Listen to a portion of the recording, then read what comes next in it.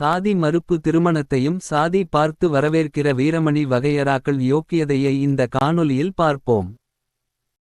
தொடர்ந்து காணொளியை பார்ப்பதற்கு முன் நம் சேனலை சப்ஸ்கிரைப் செய்து ஆதரவு தாருங்கள். உங்கள் ஆதரவு நமக்கு ஊக்கமளித்து இன்னும் நம் பங்களிப்பை சிறப்பாக செய்ய உதவும். நன்றி. இனி காணொளி. தற்சமயம் நாளிதழ்களில் வருகிற தலித் சமூகத்தைச் சேர்ந்த தனுஷ் எனும் இளைஞரின் காதல் திருமண விவகாரம், எம்.எல்.ஏ. பூவை ஜெகன் மூர்த்தியின் கட்டப்பஞ்சாயத்து, ஏ.டி.ஜி.பி. ஜெயராமன் அதிகார துஷ்பிரயோகம் என அனைத்தையும் பார்க்கையில் சென்ற அ.தி.மு.க. ஆட்சியில் கள்ளக்குறிச்சி அ.தி.மு.க. எம்.எல்.ஏ. பிரபு கல்லூரி மாணவியான கோவில் குருக்கள் மகளை சாதி மறுப்பு திருமணம் செய்திருந்தார் என்கிற செய்தி தான் ஞாபகத்திற்கு வந்தது. தற்சமய சம்பவம் போன்றே சாதி மறுப்பு திருமணம் தான். அன்றைக்கு குருக்கள் தரப்பில் எதிர்ப்பு கிளம்பியிருந்தது. நான் சாதி பார்க்கவில்லை, ஆனால் வயது வித்தியாசம் பார்க்க வேண்டுமல்லவா என கூறியிருந்தார் பெண்ணின் தந்தையார். இந்த திருமணம் குறித்து அக்டோபர் 7, 20 நாள் விடுதலையில் வாழ்க மணமக்கள் என்கிற தலைப்பில் தலையங்கம் எழுதப்பட்டிருந்தது. கள்ளக்குறிச்சி சட்டமன்ற உறுப்பினர் அ.தி.மு.க. பிரபு தனித்தொகுதியில் நின்று வெற்றி பெற்றவர். இவர் தான் காதலித்த சவுந்தர்யா என்னும் பார்ப்பன சமூகப் பெண்ணை அர்ச்சகரின் மகள் திருமணம் செய்து கொண்டார். மணமக்களை வாழ்த்துகிறோம். இதுகுறித்து வழக்கம்போல சமூக வலைதளங்களில் சர்ச்சைகள் வெடித்து கிளம்பியுள்ளன. இதில் வெடிப்பதற்கு என்ன இருக்கிறது?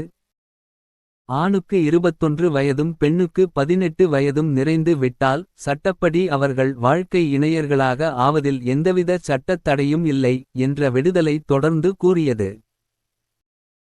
சாதி சட்டப்படி ஒழிக்கப்பட வேண்டும் என்று மக்கள் மத்தியில் நின்று அன்றாடம் போராடி கொண்டு இருக்கிற சாதி ஒழிப்பு இயக்கமான திராவிடர் கழகத்தின் செயல்பாட்டுக்கு ஒரு துரும்பை கிள்ளிக் கொடுப்பவர்களா இத்தகையவர்கள் என கேட்டிருந்தது.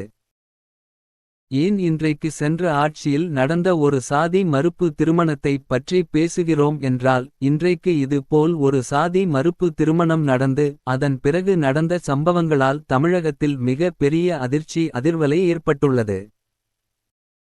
சென்ற ஆட்சியில் நடந்த சாதி மறுப்பு திருமணத்திற்கு புலி போல் சீறிய கி. வீரமணி தற்சமயம் பூனை போல் பெரியார் திடலில் பதுங்கிக் கொண்டார் எந்த கருத்தையும் சொல்லாமல் என சொல்லலாம். சமீபத்தில் தமிழகத்தை அதிர்ச்சியில் ஆழ்த்திய அந்த செய்தியை பார்ப்போம். ஊடகவியலாளர் தாமஸ் அருள்செழியன் எழுதியது. திருவள்ளூரை சார்ந்த தலித் இளைஞர் தனுஷ் தேனி மாவட்டத்தை சார்ந்த வடுக சமூக பெண்ணை காதலித்து பெண் வீட்டார் எதிர்ப்பையும் மீறி கலப்பு மணம் செய்கிறான். தம்பதியரை பிரிக்க சமூக மற்றும் பொருளாதார ரீதியாக பெரும் பலம் கொண்ட பெண்ணின் குடும்பம் வழக்கம்போல பெண்ணை பிரிக்க முயற்சிகள் மேற்கொள்கிறது. முள்ளை முள்ளால்தான் எடுக்க வேண்டும் என்ற முதுமொழிக்கு ஏற்ப ஒரு தலித் இளைஞனின் திருமணத்தை உடைக்க தலித் சமூக ஆதிக்க சக்திகளை அணுக திட்டமிட்டது அந்த குடும்பம். தலித் சமூகத்தை சார்ந்த பெண் காவல் அதிகாரி ஒருவர் மூலம் மற்றொரு தலித் சமூகத்தை சார்ந்த காவல்துறை உயர் அதிகாரியான ஏ.டி.ஜி.பி. ஜெயராமனை அணுகுகிறார்கள். பண மூட்டைகள் கைமாற தம்பதியினரை பிரிக்கும் பொறுப்பை சிரம்மேல் ஏற்று களத்தில் இறங்கும் ஏ.டி.ஜி.பி. ஜெயராமன் தலித் விடுதலையே தன் வாழ்வு என தவ வாழ்வு வாழும் சட்டமன்ற உறுப்பினர் பூவை ஜெகன் மூர்த்தி களமிறங்க. மேற்கண்ட சம்பவத்தை கண்டும் சாதி ஒழிப்பு சாதி மறுப்பு திருமணம் என்றெல்லாம் கதைக்கிற கி. வீரமணி மௌனமாய் இருப்பதை பார்த்தபோது தான் பழைய அ.தி.மு.க. ஆட்சியில் நடந்த திருமணம் ஞாபகத்திற்கு வந்தது. ஏப்பை சாப்பையாக பார்த்து தான் சாதி மறுப்பு திருமணத்துக்கு ஆதரவு தெரிவிப்பார்கள் போலும்.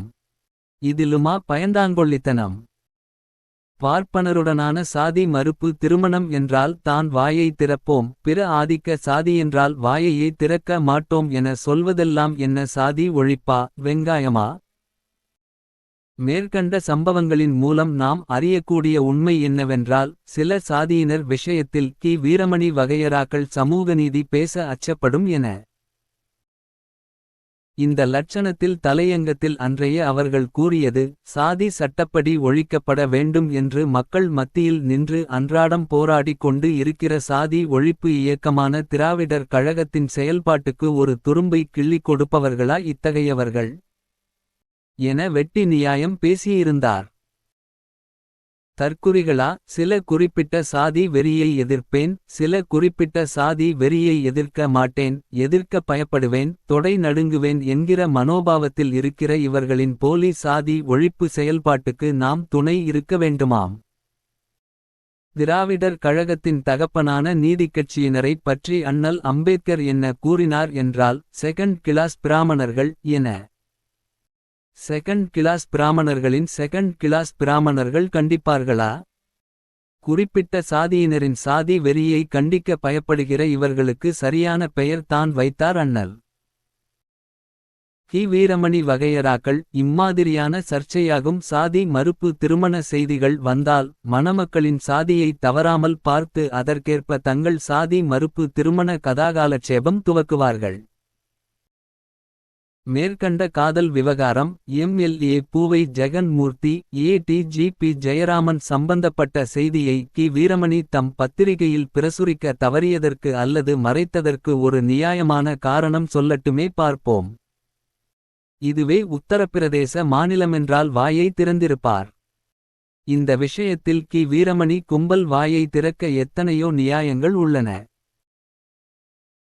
சட்டப்படி திருமணம் முடித்தவர்களை பிரிக்க முனைந்தது, மக்கள் பிரதிநிதியாக இருந்து கொண்டு கட்டப்பஞ்சாயத்து செய்தது, காவல்துறையின் உயர் பதவியிலுள்ளவர் அக்கிரமங்களுக்கு துணை போனது என சமூகநீதிக்காரனாக நின்று பேச இந்த விஷயத்தில் எவ்வளவோ காரணங்கள் இருந்தும் ஈரோடு கண்ணாடி அணிந்த காரணத்தால் கி. வீரமணியால் பேச முடியவில்லை. சாதி மோதல் சாதி மறுப்பு திருமண விவகாரத்திலும் சம்பந்தப்பட்டோர் சாதி பார்த்து வாயை திறக்கிற அவலம் கி. வீரமணியை விட்டு போக வேண்டும் என்றால் அவர் அணிந்துள்ள ஈனமான ஈரோட்டு கண்ணாடியை தூக்கி எறிய வேண்டும். அப்போது தான் நேர்மையான உண்மையான பகுத்தறிவு வரும். எந்த விஷயத்திலாவது தீக்க ஆசாமிகள் நேர்மையாக பேசுகிறார்கள் என பெருமைப்பட முடிகிறதா? மத விவகாரமானாலும் இரட்டை வேடம், சாதி சங்கதியென்றாலும் இரட்டை வேடம். பெரியார் எதையுமே உருப்படியாக சொல்லி தரவில்லையா? அவரின் யோக்கியதையே கீழ்வெண்மணி படுகொலைகளுக்கு பிறகு வெட்ட வெளிச்சமாகவில்லையா? சாதியை ஒழிக்க கிளம்பியவனுக்கு இது முக்கியமான செய்தியாக தெரியவில்லை என்றால் இவர்கள் சாதி ஒழிப்பு யோக்கியதையிலேயே மாபெரும் பிழை உள்ளதே. என்றைக்கு இத்தகைய சாதி மறுப்பு திருமணத்தை, சாதி வெறியை, சாதி பார்க்காமல் கண்டிக்கிறானோ அன்றைக்கு ஈரோட்டு கண்ணாடிக்காரர்கள் பிழையில்லாத அறிவுக்கு சொந்தக்காரர்கள் என ஒப்புக்கொள்வோம். இம்மாதிரியான செய்தியை தம் பத்திரிகையில் பிரசுரிக்க மறுக்கிறார், பொதுவில் பேச பயப்படுகிறார் என்றால் 60 ஆண்டு காலம் ஒரு பத்திரிகைக்கு ஆசிரியராக இருந்ததும் வீண். கால் நூற்றாண்டு காலம் தலைவராக இருப்பதும் வீண்.